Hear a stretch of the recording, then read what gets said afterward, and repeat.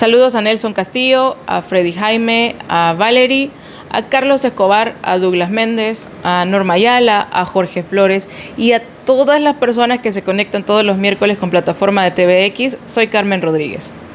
El tema de hoy es la pobreza y la tecnología.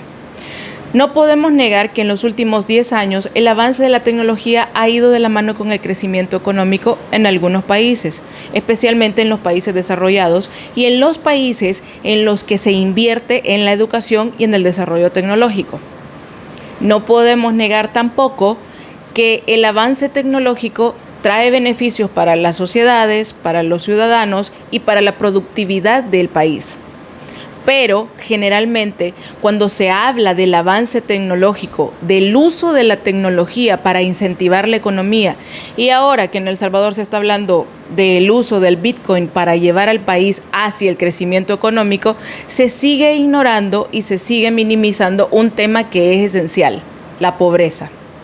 Desde el año 2000, organismos internacionales señalan que el desarrollo tecnológico ha ampliado aún más la brecha entre ricos y pobres y que además en los países de Centroamérica el desarrollo tecnológico ha marcado aún más la desigualdad social que tanto nos ha afectado.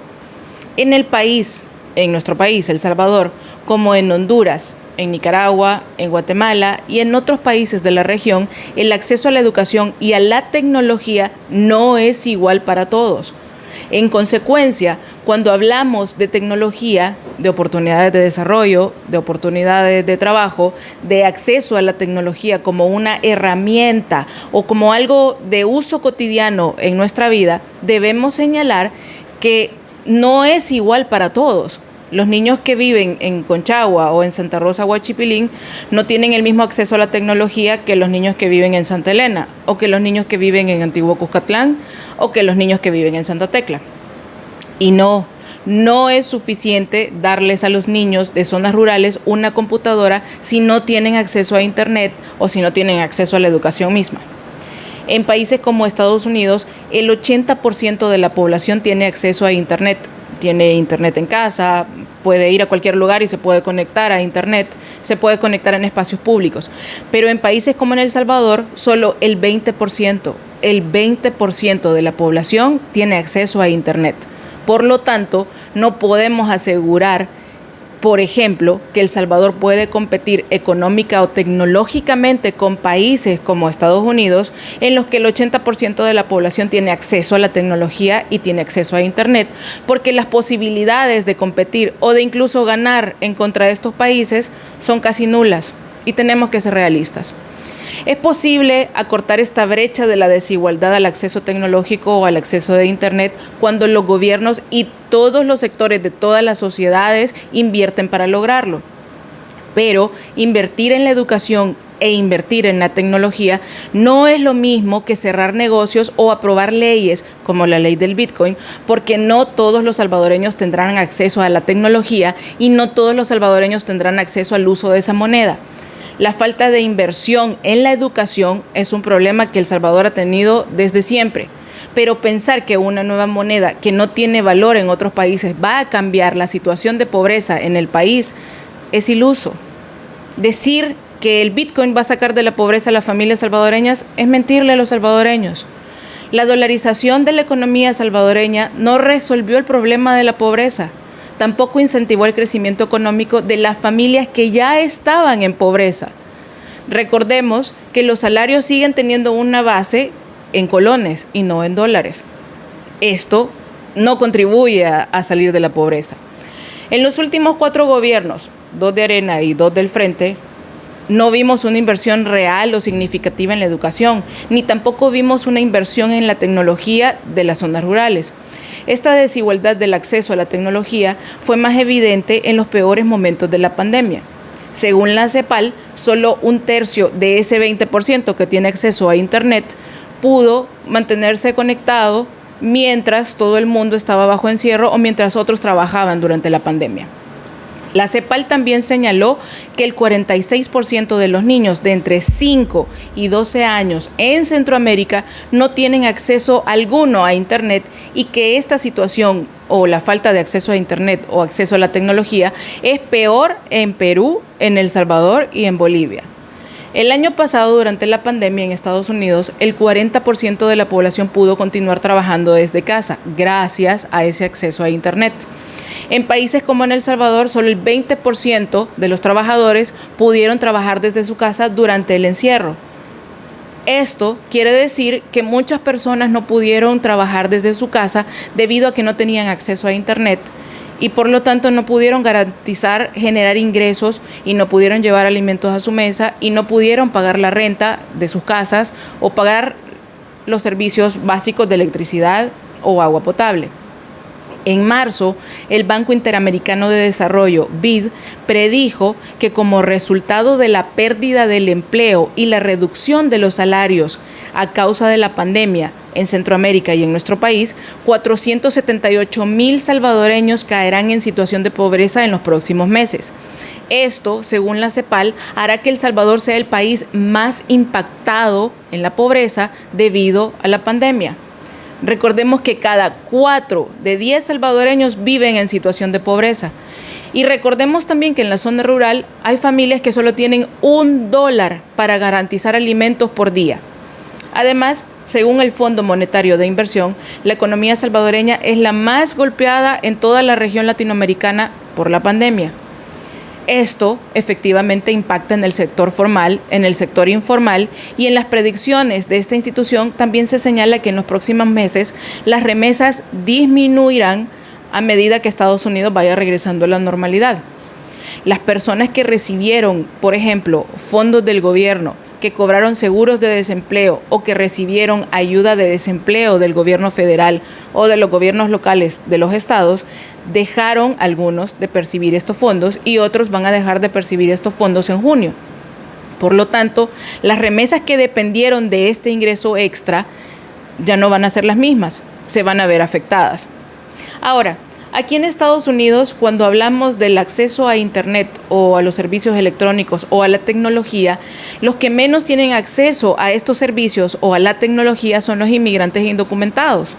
En muchas ciudades, para adquirir los servicios de Internet es necesario cumplir ciertos requisitos, entre ellos, contar con la documentación legal para poder realizar transacciones y contrataciones de servicios.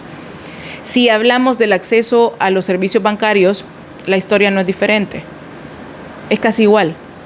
Muchas personas pueden abrir una cuenta, sí, pueden ir al banco y abrir una cuenta, aún sin documentos legales, pero muchos inmigrantes prefieren no hacerlo para que no haya forma de que las autoridades rastreen el dinero que ganan, rastreen a quién le envían el dinero o rastreen sobre su información personal.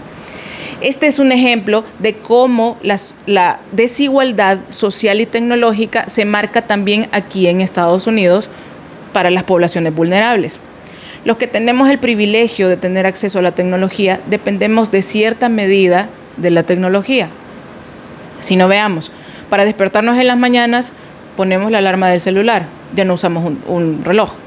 Para comunicarnos con nuestras familias, con nuestros amigos, para informarnos de qué es lo que pasa, usamos el celular, aquí en Estados Unidos y en El Salvador.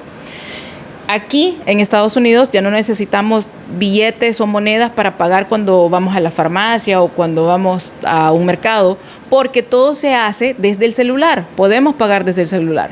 Pero olvidamos que en nuestro país hay muchas personas que tienen que caminar varias leguas para poder llamar a sus familiares que están aquí en Estados Unidos, porque viven en zonas donde no hay señal para el celular.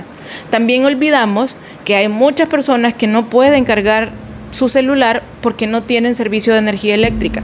Esto todavía pasa en El Salvador. ¿O qué decir de los que no pueden comprar saldo para ponerle a su celular porque tienen que decidir entre ponerle saldo al celular, recargarlo o comprar comida? Estas personas no cuentan con una cuenta de Instagram, tampoco tienen perfiles en Facebook o en Twitter y mucho menos tienen tiempo de distraerse en TikTok. Estas personas no tienen el mismo acceso a la información que tenemos los que tenemos la tecnología. Muchas personas no tienen acceso a Internet porque no hay infraestructura digital que permita que todos los salvadoreños tengan este acceso a la Internet en el país, en El Salvador.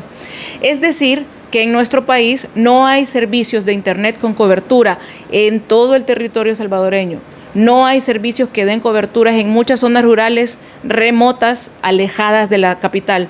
Tampoco hay plataformas de servicios que funcionen en todo el país, que se apliquen o que se utilicen en El Salvador o en Estados Unidos al mismo tiempo. O sea, no hay apps, no hay aplicaciones.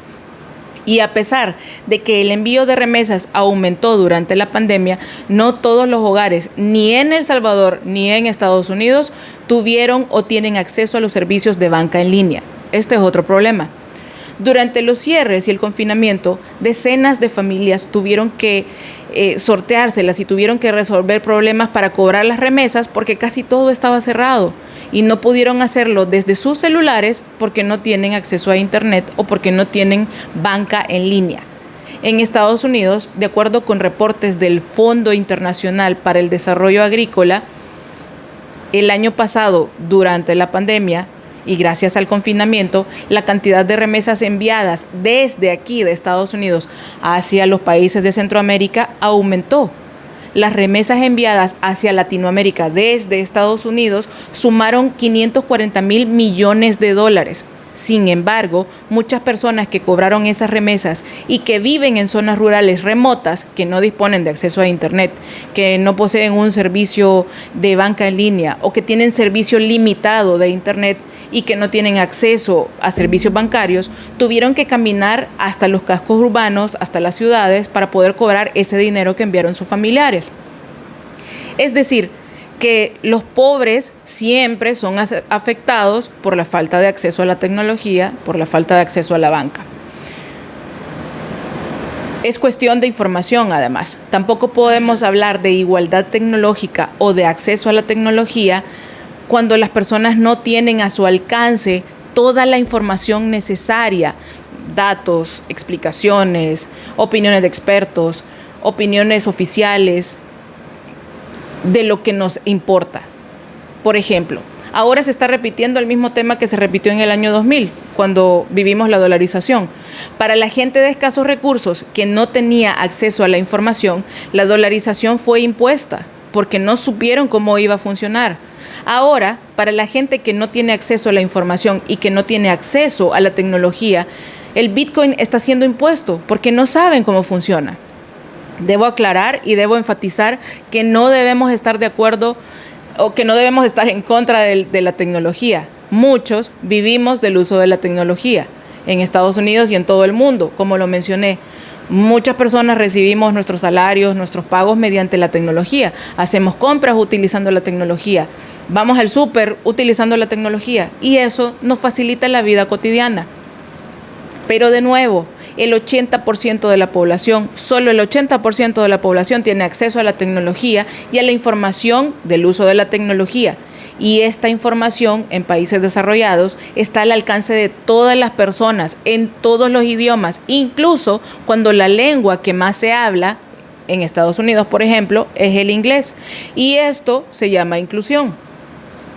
No podemos hablar y no podemos decir que el Bitcoin es una moneda inclusiva si desde el principio, desde antes de la aprobación de la ley, el anuncio que se hizo fue en inglés, en un foro en Estados Unidos. No podemos hablar de inclusión cuando las rondas de negocios para hablar sobre el uso de esta moneda, del Bitcoin, solo se realiza con expertos en el tema que no hablan español. Y no podemos hablar de una moneda inclusiva cuando toda la información sobre esta ley monetaria que se aprobó en un madrugón no se distribuye y no llega a toda la población en su idioma, que es el español. No hay inclusión cuando toda la información se distribuye solo para un pequeño grupo en una lengua, en un idioma que no es el oficial del país.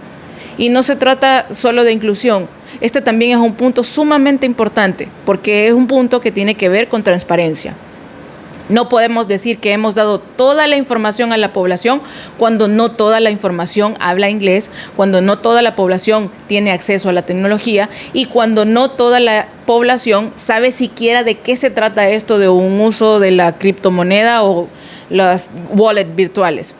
Esto no solo se trata de inclusión social o de inclusión tecnológica, también abarca un tema de inclusión financiera, otro punto que ha agrandado aún más esta brecha entre la pobreza y la riqueza, la pobreza y el desarrollo, la pobreza y la tecnología. La inclusión financiera también ayuda a reducir la pobreza, pero los sectores pobres y rurales están fuera de esta inclusión financiera porque no hay información a su alcance. Lo que quiero decir es que estos sectores, que los sectores pobres, que las personas que están en pobreza, no están incluidos en un sistema financiero y por lo tanto será más difícil para ellos salir de la pobreza porque tampoco están incluidos en el sistema tecnológico. Pero además, y como sucedió con la dolarización, no hubo y no hay una política pública que obligue al gobierno, al sector privado, a los expertos en Bitcoin a incluir a los pobres en el sistema financiero o en el nuevo sistema del Bitcoin que ya se está implementando en El Salvador. Esto aumenta más la pobreza. Las apuestas que favorecen la reactivación del agro, a los emprendedores, a los pequeños empresarios, a los campesinos que buscan cultivar en sus tierras, a los que invierten en la ganadería en el país, a los salvadoreños que están excluidos del sistema financiero, requiere de la inclusión tecnológica para todos los salvadoreños y del acceso a la tecnología para todos los salvadoreños. Si estas apuestas o planes de desarrollo tampoco incluyen a las mujeres solteras, a las madres solteras, a las proveedoras, tampoco podemos hablar de inclusión. Garantizar el acceso tecnológico para que las mujeres también salgan de la pobreza contribuye a la inclusión financiera, a la inclusión tecnológica, pero lo más importante, contribuye a la disminución y a la lucha contra la violencia de género, que es otro gran problema en el país que cobra cientos de vidas todos los años. Apostarle al turismo y a la inversión extranjera es importante en un país como en El Salvador que no tiene recursos. Pero si esta apuesta no considera ganancias netas para los salvadoreños que por años han sido excluidos, no podemos hablar de que vamos a romper la brecha de la pobreza y la riqueza. Continuar perpetuando la exclusión de los pobres, de los que viven en las zonas rurales del país, de los que no tienen acceso a la tecnología, de los que no tienen acceso a Internet o a la educación, es más de lo mismo, es más de lo que El Salvador tuvo desde la época de la colonia española. Es más de la misma política que ha tenido el país en los últimos 30 años en la pobreza. Que pasen todos muy buenas noches.